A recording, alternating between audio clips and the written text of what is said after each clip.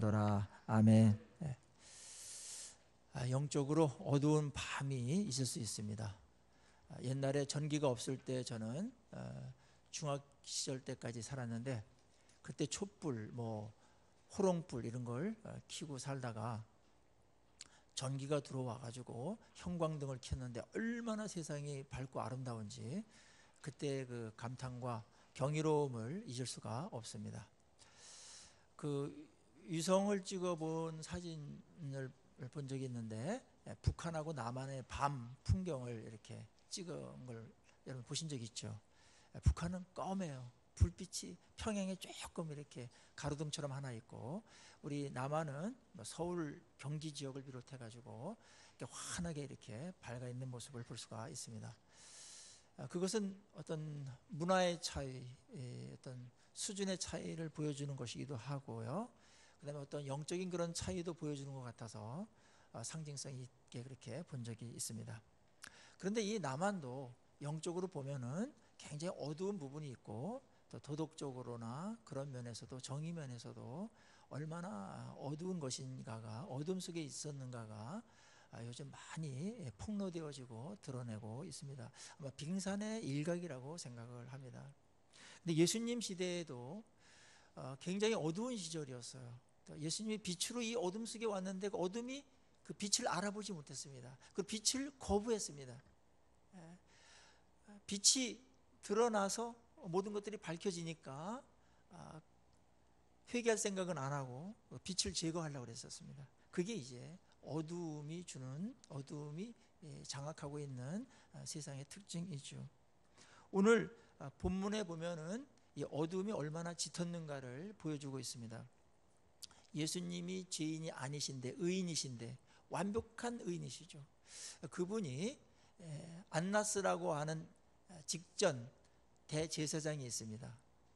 아주 권모술수가 뛰어나고 그 권력욕 이런 것들에 아주 대단했던 자입니다. 그 다음에 그 대제사장의 그 권력의 자리를 사위에게 세습을 했습니다. 이게 어떤 경로로 갔는지는 제가 잘 조사를 못했는데, 이래도 되는 건지 모르겠어요.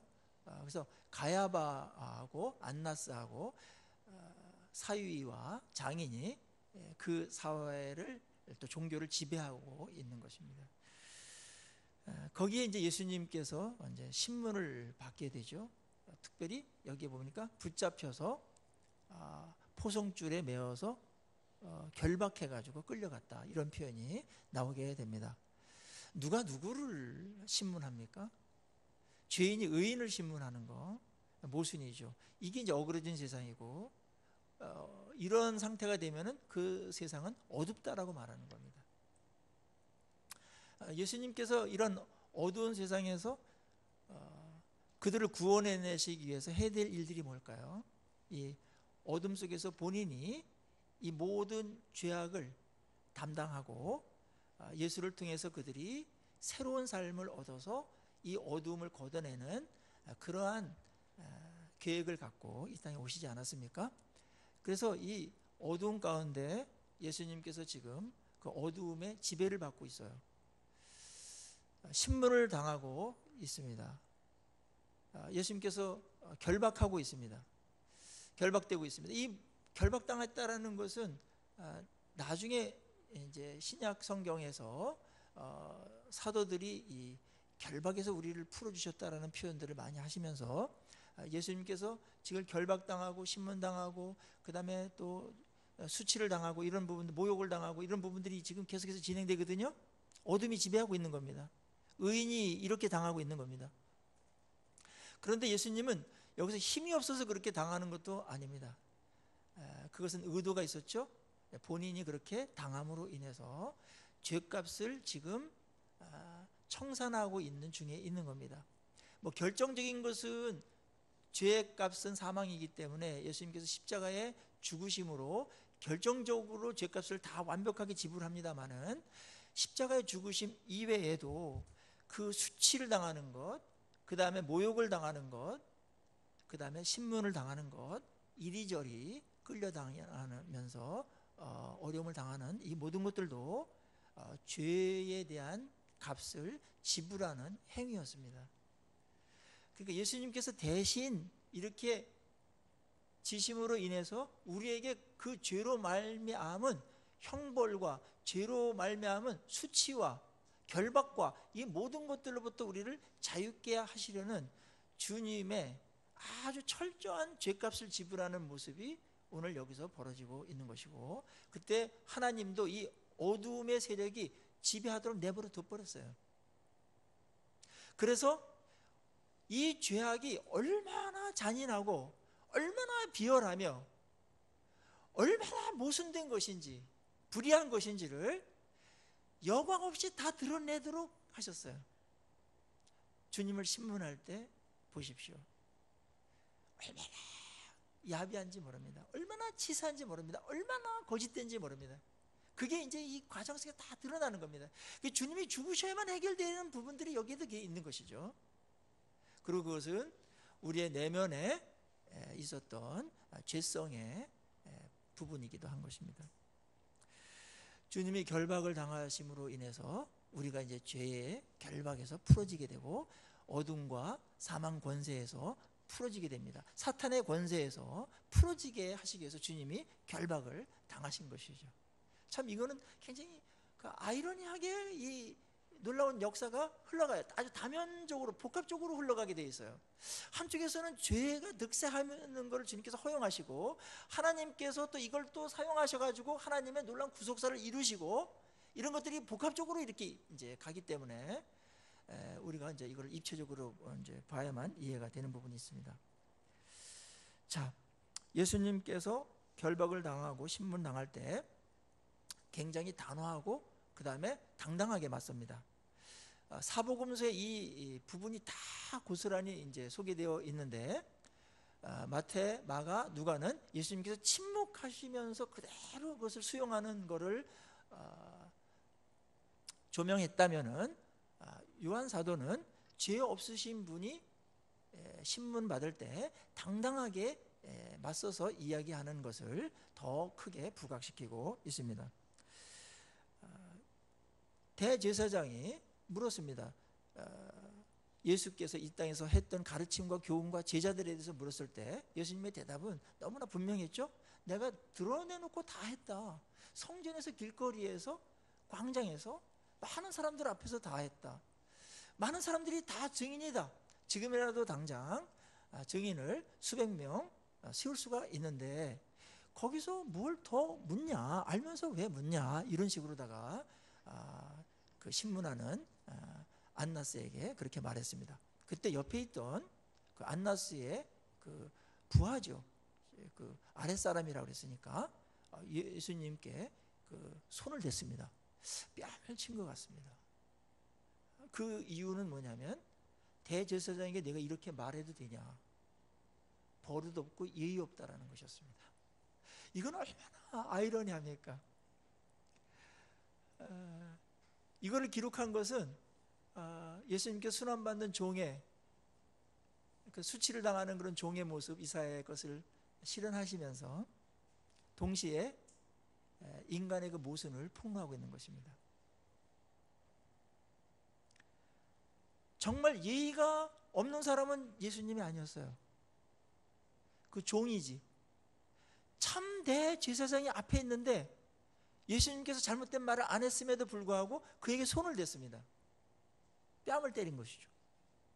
그때 예수님께서 그거에서 가만히 있지 않으셨어요. 왜냐하면 이게 얼마나 잘못된 것이며 모순된 일인가를 드러내는 게 목적이었기 때문에 예수님께서 그에게 내가 무엇이 잘못된 것이 없는데 내가 손을 대느냐, 이렇게 말한 것입니다. 그냥 화가 나서 따지거나 자존심 상해서 따진 게 아니고, 이게 얼마나 모순된 일이며 얼마나 이게 있어서는 안 될 일인가를 이런 식으로 예수님께서 드러내고 있는 것이죠.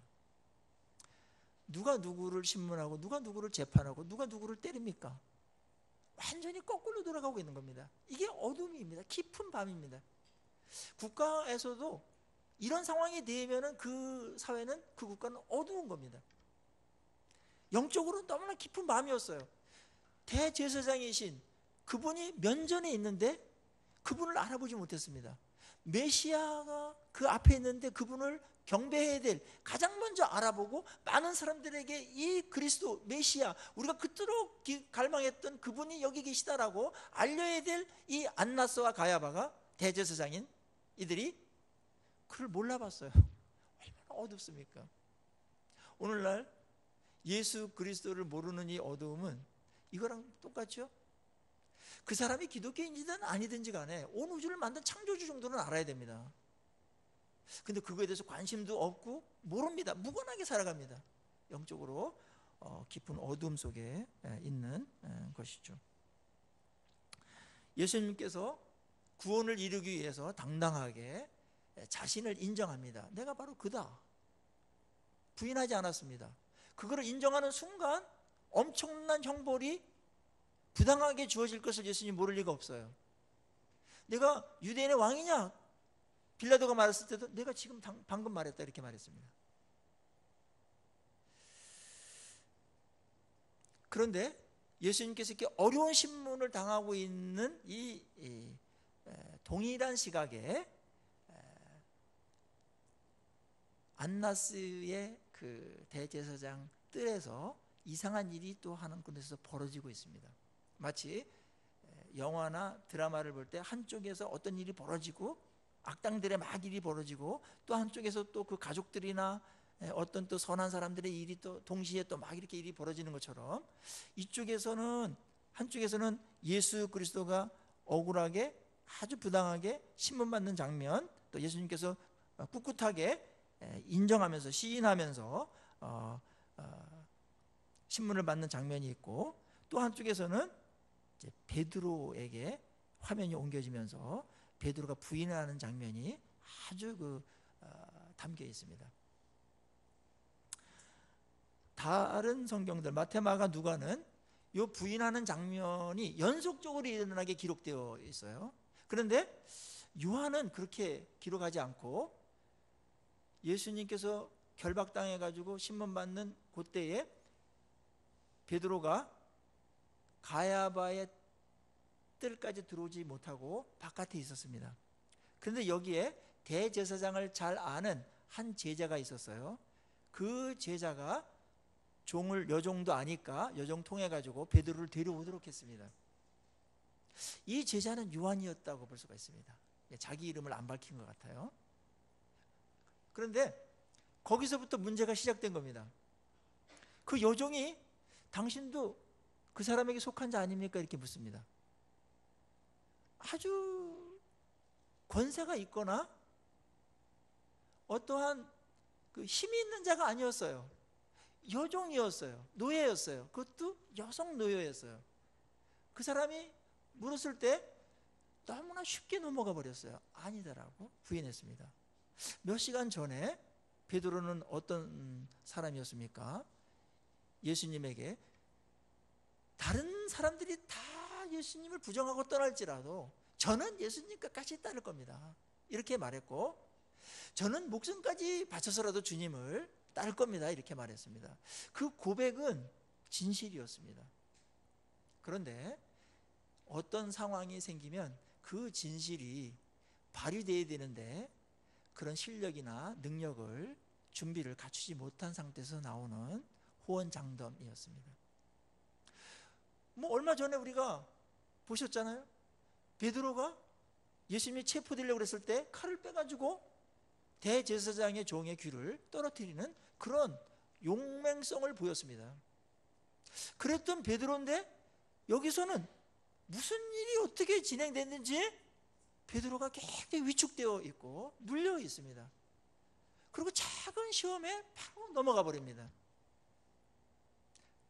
이 장면을 예수님께서 당당하게 하나님의 뜻을 이루기 위해서 자신을 시인하면서 가는 그 큰 흐름이 하나가 있고, 이쪽에서는 별거 아닌데 예수 그리스도를 부인하는 수제자의 부끄러운 부분이, 무너지는 부분이 또 한 부분에서 이제 우리에게 보여주고 있습니다.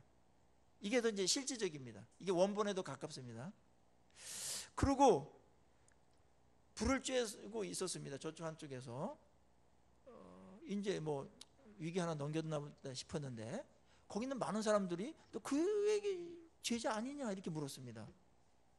많은 사람들이 베드로를 쫙 보면서 그렇게 물었습니다. 그래서 아니라고 또 2차적으로 부인을 했습니다. 또 끝났는가 했더니 거기에 결정적인 증인 한 명이 나타나는데, 그게 뭐냐면 그 겟세마네 동산에서 베드로가 칼로다가 말고의 귀를 쳤는데 거기에 말고의 친척이 있었습니다. 거기서 몇 시간 전이니까, 그리고 막 칼을 휘둘렀으니까 유심히 봤겠고, 자기도 친척을 상하게 했으니까 그 얼굴 똑바로 보지 않았겠어요? 제대로 걸린 거예요. 제대로. 내가 거기서 보지 않았냐, 칼로 내리칠 때. 베드로는 할 말이 없어야 되는데 나 아니라고 또 부인하고 말았습니다. 그때 이제 닭이 이제 세 번 부인하자마자 닭이 울었죠. 베드로가 대성통곡하는 장면이 이제 나옵니다. 여러분, 왜 성경은 베드로의 이 예수님을 부인하는 이 장면을 소상하게 사복음서에 다 담고 있을까요? 베드로 창피 주려고 그랬을까요? 그거는 아닙니다. 의도는 너무나 분명합니다. 베드로의 이 부인되는 이 상황과 베드로의 부인 사건이 오늘날 예수를 믿는다고 하고 따르는 모든 자들에게 일어날 수 있기 때문에 그렇습니다.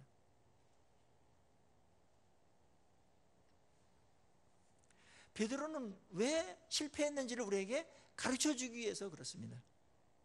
베드로가 이렇게 대단한 열정을 가지고 있었고 어떤 강한 고백이 있었음에도 불구하고 왜 현장에서 너무나 힘없이 무너져 버렸는가? 우리는 이 부분을 잘 알아야 됩니다. 사탄은 굉장히 호시탐탐 노려서 어느 날 충동적으로 뭔가 갑자기 뭔가 일이 벌어지는 것 같지만 시험이 그렇지 않아요. 주도 면밀하게 딱 해서 타이밍을 봐가지고 가장 약할 때 탁 무너뜨리는 겁니다. 또 한 번 무너뜨리지 않고 한 번 반쯤 죽였다가 또 죽이고 완전히 이제 세 번 죽이는 그런 일들을 지금 하고 있는 것이죠. 우리는 예수를 믿고 예수를 인정하고 따르는 그 길이 그냥 자연스럽게 내가 마음만 먹으면 되는 것이 아니라는 사실을 꼭 인식하고 있어야 됩니다.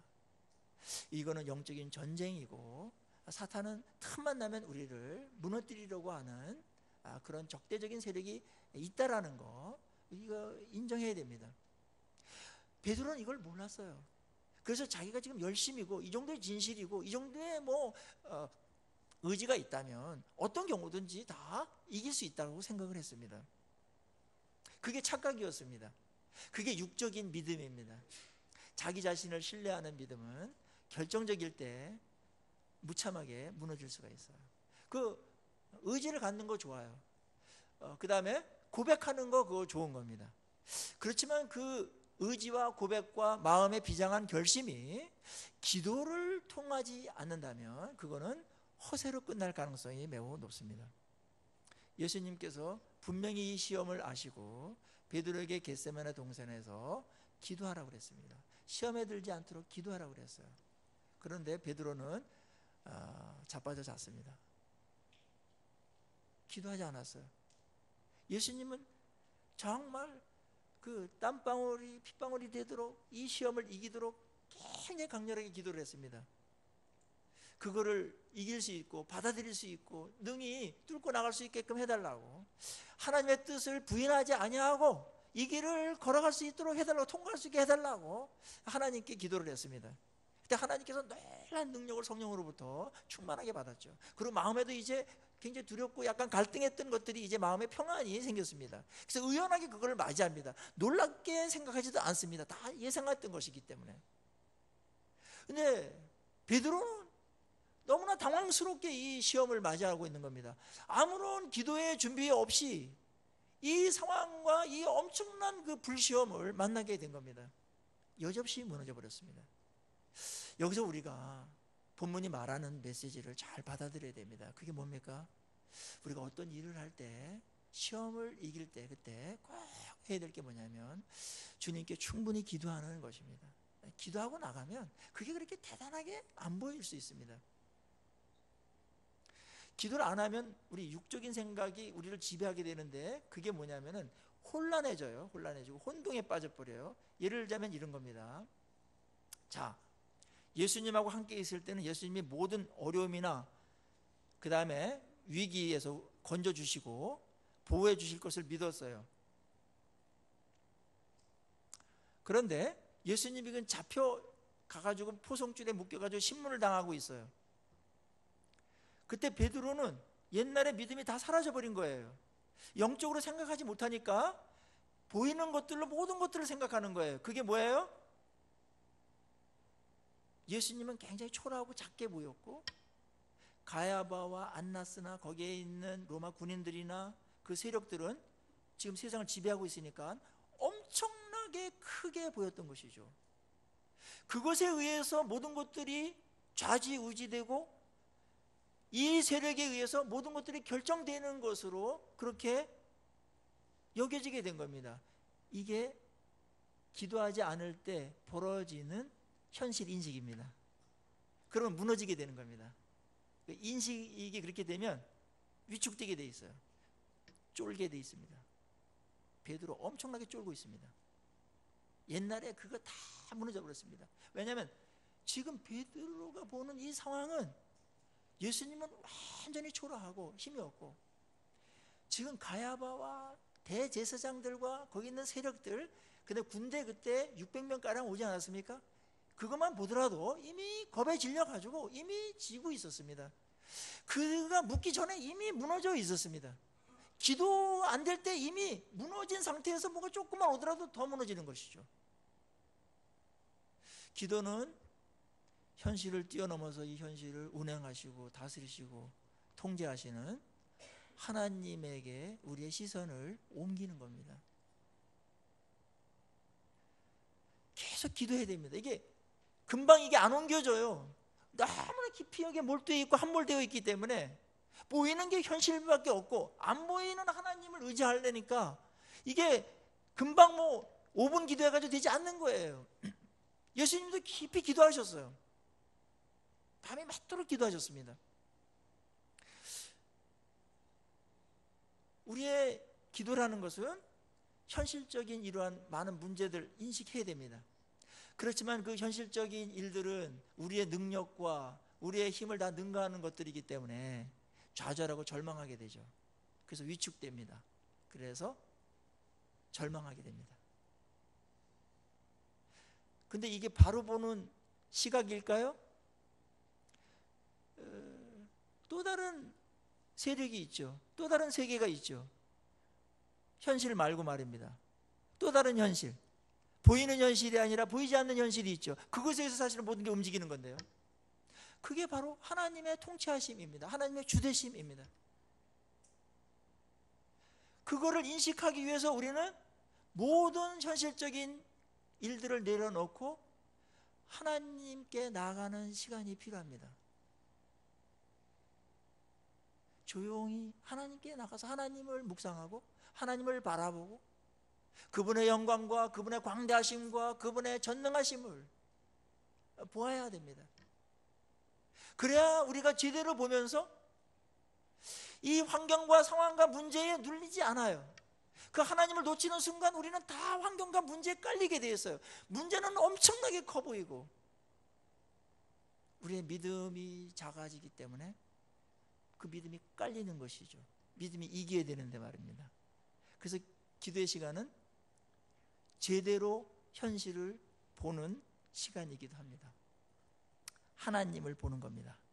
하나님이 보이고 하나님이 크게 보이면 볼수록, 크게 느껴질수록, 하나님이 장엄하게 인식될수록, 그럴수록 우리의 문제는 작아지죠. 별거 아닌 것으로 보여지게 됩니다. 우리의 환경과 우리의 상황은 하나님 없을 때는 나를 완전히 압도했어요. 거기 완전히 짓눌려서 꼼짝 못했어요. 그래서 늘 시무룩하고 소망이 없고 절망적인 상태에서 위축되며 살았어요. 그런데 하나님을 보는 순간 하나님이 얼마나 어마어마한 분인가를, 그 문제보다도 엄청나게 크신 분임을 인식할 때 우리 마음속에 그 믿음이 올 때 이기는 것입니다. 여러분들 하나님을 꼭 문제 속에서 그렇게 보시기를 간절히 축원합니다. 이게 우리 특권이에요. 근데 하나님은 안 보이시기 때문에 기도해야만 보여요. 기도해야만 인식돼요. 예수님은 이런 부분에서 굉장히 의연하셨어요. 본인이 당할 일은 베드로가 고백하고 인정하고 시인해서 당하는 거랑은 비교가 되지 않았습니다.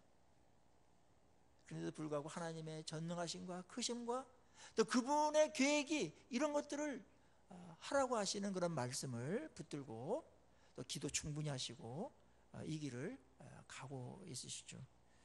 성공적으로 가고 계십니다. 그렇지만 베드로는 별거 아닌 것에 무너져 버렸습니다.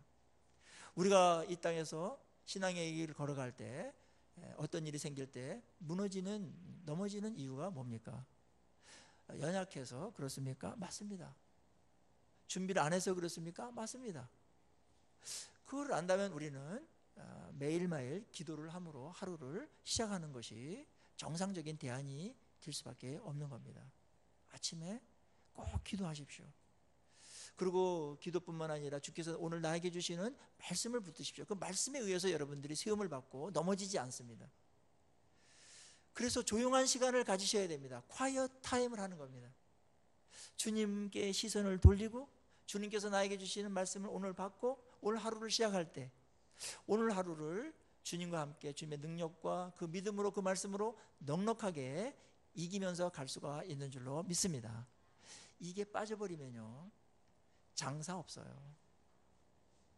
기도 없이는 여러분들 우리 이 땅에서 이길 수 없습니다. 작은 유혹도 이기기 어려워요. 엄청나게 진짜 해야 겨우 이깁니다. 근데 기도하고 주님의 임재 속에 들어가고 말씀이 나에게 주어질 때 그게 뭐 별거 아닌 것처럼 우리 타넘어갈 수가 있고 이겨낼 수가 있는 것이거든요. 그래서 주님께서 우리에게 말씀하시는 것은 말씀을 주야로 묵상해라. 주야로 묵상해라. 아침에도 한번 묵상하고 밤에 잘 때도 한번 묵상하면서 그러면 그 신앙은 굉장히 견고해질 수가 있습니다. 주님을 인식하면서 주님의 임재 속에서 있음을 주님이 얼마나 어마어마한 분임을 놓치지 않고 가는 겁니다. 크신 주님을 문제 앞에서 목도하시는 여러분 되시기를 간절히 소망합니다. 그럼 문제가 별로 크게 안 보여요. 이기는 겁니다. 자, 베드로는 이런 부분에서 이미 넘어져 있었습니다. 베드로의 이 부인을 통해서 우리에게 본문이 말하고자 하는 것이 여러 가지가 있을 수 있습니다. 그 중에 하나는 우리가 소극적으로는 부인하지 말아야 된다 이겁니다. 단순한 어떤 직접적인 메시지라고 볼 수가 있습니다. 또 이런 상황이 됐을 때 베드로에게 우리가 돌을 쉽게 던질 수는 없다라는 걸 우리 다 알아요. 쉽지 않습니다. 그렇지만 이러한 상황은 우리 남한에서 그렇게 많이 벌어지지 않는 상황이에요. 아주 극단적인 상황일 수가 있습니다. 오히려 베드로의 이런 어마어마한 이런 상황보다도 현대 많은 그리스도인들은 별거 아닌 것에 스스로 넘어질 때도 많이 있습니다. 예수를 별거 아닌 것에 부정하고 시인하지 못하는 경우가 얼마나 많은지 모릅니다. 예를 들자면 제가 직장 생활을 할 때 보면은 식사할 때 우리 기도하지 않습니까? 그런데 믿는 사람은 나밖에 없는 것 같고 주변이 다 안 믿는 사람이에요. 그리고 안티 크리스찬들도 있고 믿는 사람을 조롱하는 사람들도 섞여 있어요. 그리고 그들은 그 직장에서 거기서 나름대로의 영향력이 있는 사람들이에요. 그럴 때 여러분들 식사할 때 어떻게 하십니까? 믿음이 있는 분들은 그거랑 아랑곳 없이 내 신앙대로 이렇게 경건하게 기도를 하고 감사 기도를 하고 식사를 합니다. 그러나 어떤 사람들은 대충 그냥 기도하는 척하고 그냥 넘어가는 사람도 있고 뭐 하나님이 꼭 뭐 눈 감고 해야만 뭐 기도 받으시나 이래가지고 눈 뜨고 그냥 기도하는 경우도 있을 수가 있습니다. 물론 그것이 북한에서 그렇게 한다면 그렇게 하셔도 괜찮아요. 왜냐하면 우리는 숨어서 사역을 감당해야 되고 묻기 전에는 알리지 않는 그러한 특별한 상황도 있습니다. 그렇지만 누군가 물을 때 부인하면 안 됩니다.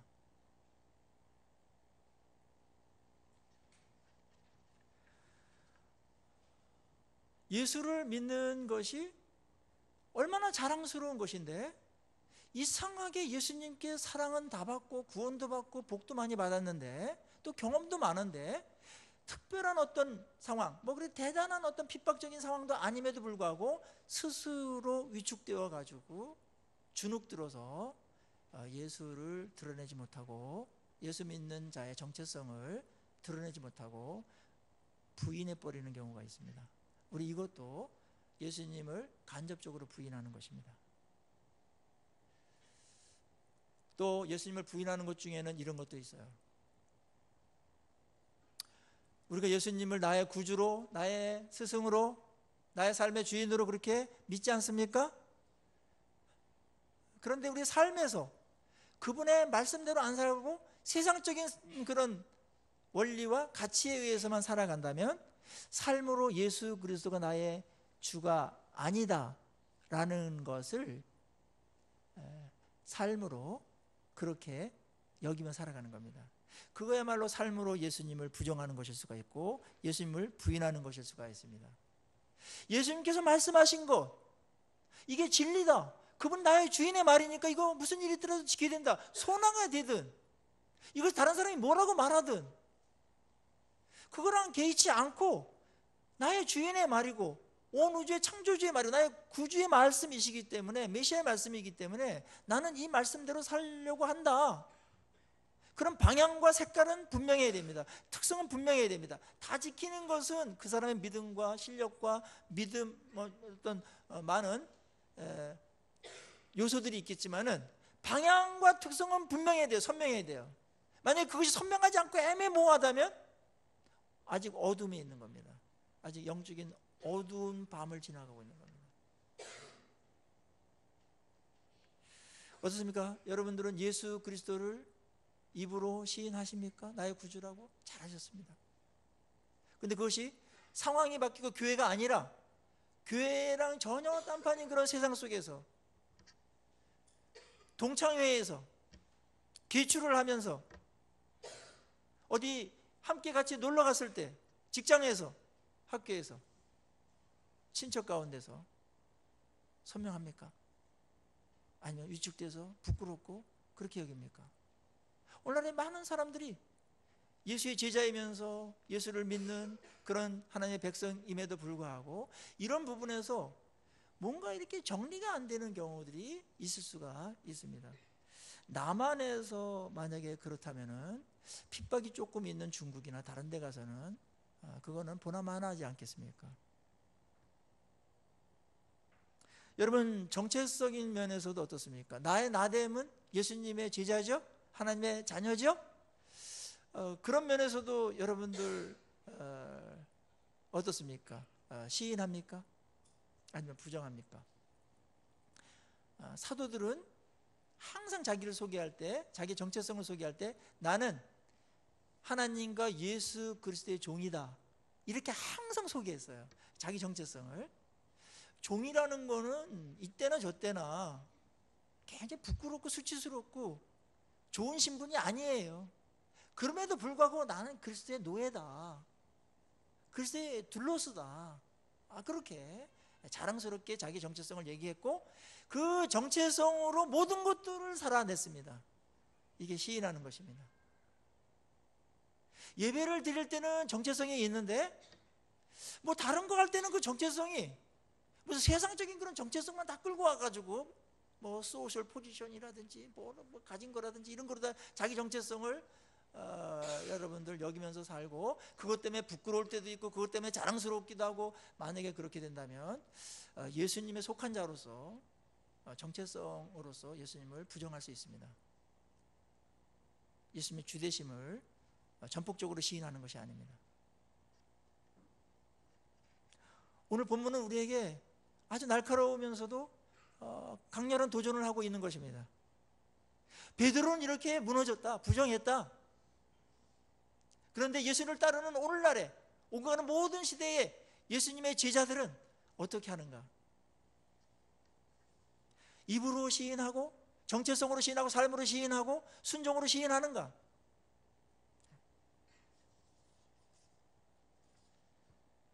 자, 오늘 조금 더 적극적인 이 부정으로 인한 메시지 나누고 마칠까 합니다. 그것은 우리가 소극적으로 부정하지 않는 것입니다. 시인하지 않는 것, 이제 그거에 대한 메시지를 받았다면, 이제는 좀 더 예수님이 나의 진정한 주인이다라는 그런 적극적인 인정, 지지, 시인, 이거 어떻게 할 겁니다. 첫째는 예수님을 나의 구주로 고백하는 겁니다. 입술로. 로마서 10장 10절에 유명한 말씀이 있죠. 사람이 마음으로 믿어 의에 이르고 입으로 뭐요? 시인해서 구원에 이른다 그랬어요. 입으로 시인하는 거 굉장히 중요해요. 주님이 예수 그리스도 나의 주인이시다. 그거로 구원이 얻어지는 겁니다. 그래서 내 마음속에서 일어나는 예수님이 나의 진정한 구세주입니다 라는 신앙 고백이 굉장히 중요해요. 여러분들에게 그것이 다 있죠? 그 성령께서 여러분들에게 그 고백을 하도록 하신 겁니다. 아무나 못합니다.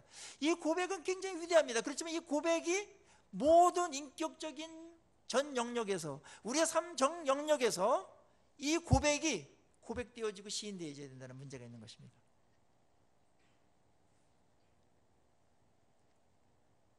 어디를 가든지 예수를 믿는 예수님의 제자로서 정체성을 꼭 가지시기를 바랍니다.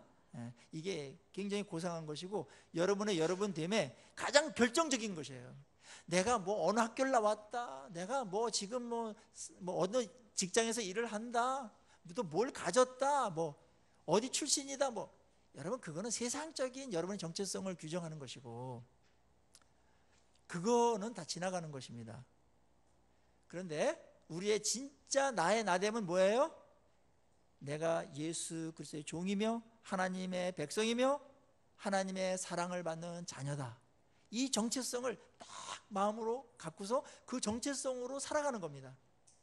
그게 예수님을 적극적으로 시인하는 행위인 줄로 믿습니다. 그럴 때 주님이 기뻐하지 않겠어요?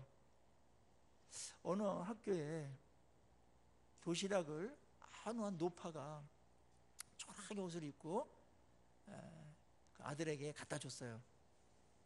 그랬더니 그 학급 애들이 저 니네 엄마야? 그랬어요. 그러니까 얘가 보니까 당황해가지고 아니야 우리 집에서 일하는 하인이야 이랬어요. 그걸 어머니가 들었어요. 어머니가 철저하게 부인된 거죠. 아들에게. 평생 상처로 남았습니다. 예수님과 우리 사이에도 이런 일이 있을 수 있습니다. 베드로가 여기서 많은 사람들에게 부정하고 예수님을 부끄럽게 생각하는 것은 사탄이 노린 건 그것이었어요. 예수님의 수제자를 봐라. 수제자도 예수님 부끄럽게 생각하고 예수님을 부인했어. 그럼 끝난 거 아니야? 이거를 말하고 싶었던 거거든요, 사탄이. 단순히 부정하는 것으로 끝나지 않았습니다. 그 여파가 치명적이었어요.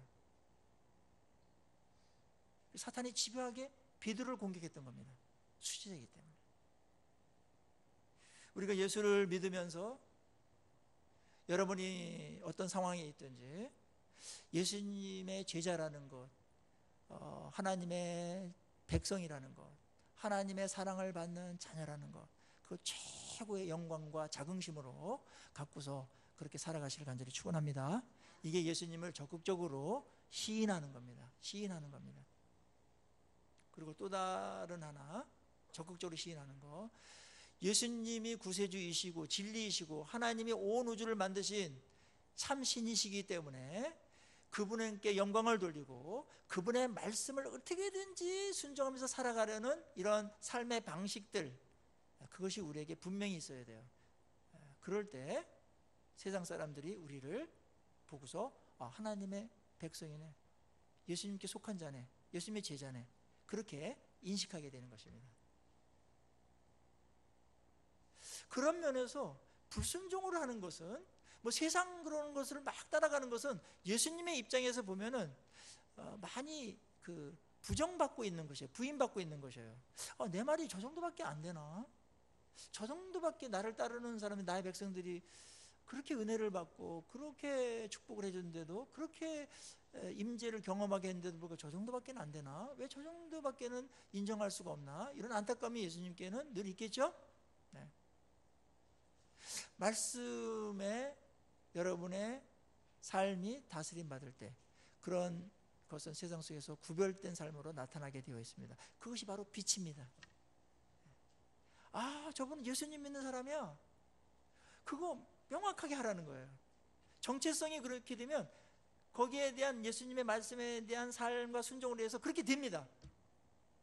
중국 공산당이나 이런 사람들 보면은 7천만 명 뭐 이런 뭐 그렇게 된다 그러는데, 그 사람들은 엄청난 엄격한 규율이 있어요. 뭐 부패했지만 굉장히 공산당이라는 거에서 엄청난 자긍심을 갖고 있어요. 어디 가서든지 그 정체성을 무너뜨리지 않습니다. 그걸 부인하지 않아요. 전향하지 않습니다. 근데 하나님의 백성인, 그리고 이 땅에서 하나님께서 우리를 통해 가지고 이 땅을 복되게 하시고 변화시키려고 하는 하나님의 사자들이 속절 없이 전향하고 세상에 전향선을 쓰고 그렇게 살아가고 있는 것, 그건 너무나 안타까운 일이 아닐 수 없습니다.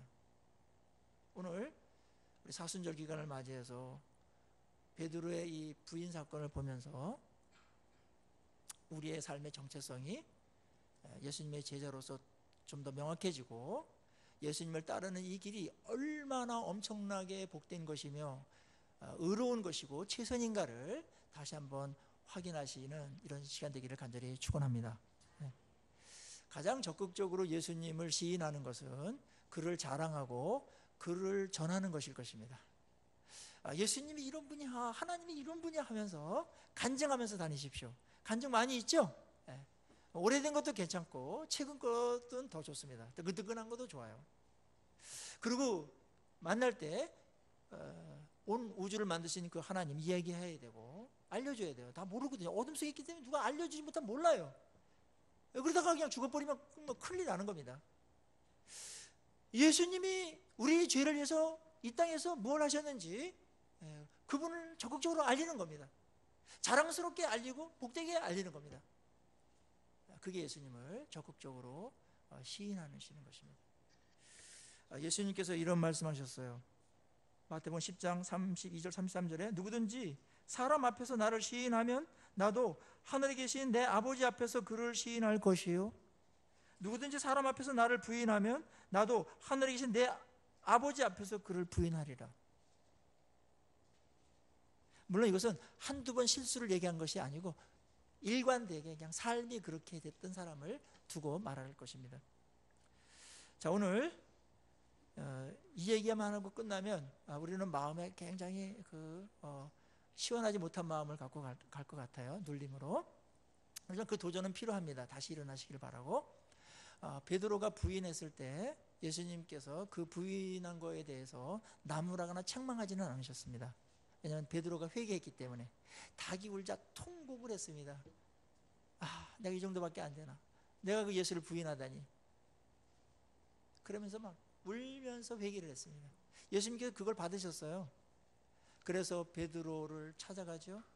그리고 베드로를 다시 세우시고 사도로서의 엄청난 사명을 다시 부여하십니다.